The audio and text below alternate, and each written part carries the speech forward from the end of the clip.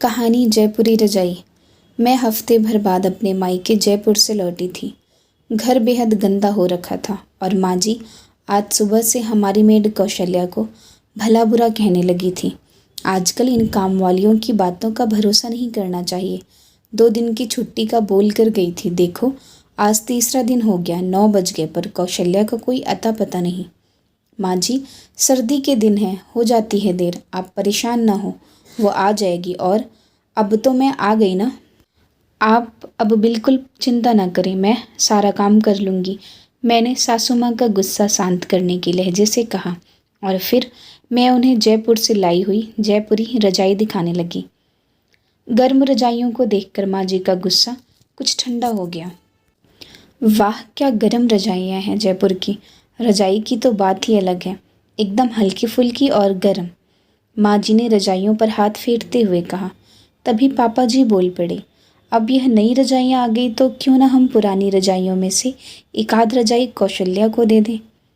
पापा जी आपने तो बिल्कुल मेरे मन की बात कह दी, मैंने ससुर जी की बात का समर्थन करते हुए कहा।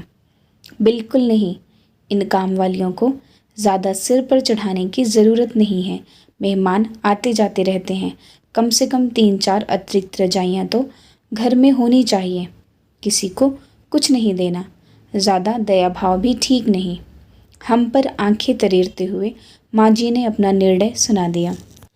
तभी हरे रंग के फटे हाल शॉल के नीचे पीले रंग का पुराना सा हाफ स्वेटर पहने ठिठुरन से भरे सर्द मौसम की सूचना देती सी कौशल्या आ गई।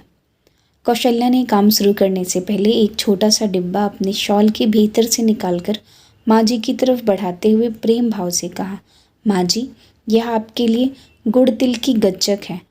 आप कह रही थी ना आपको ग्वालियर की गच्चक बहुत पसंद है, इसलिए वहाँ से आते वक्त आपके लिए ले आई।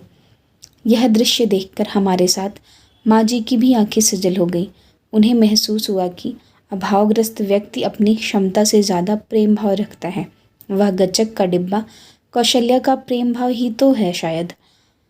ऐसा ही कुछ सोचते हुए माँ जी के मन में उसके प्रेम के प्रति प्रेम जाग उठा और उन्होंने पुरानी रजाई की जगह नई रजाई उठाकर एक रजाई कौशल्या की ओर बढ़ाते हुए कहा, लाओ दो अपने पीहर की प्रसिद्ध गच्चक, और यह लो बहू के शहर की प्रसिद्ध जयपुरी रजाई।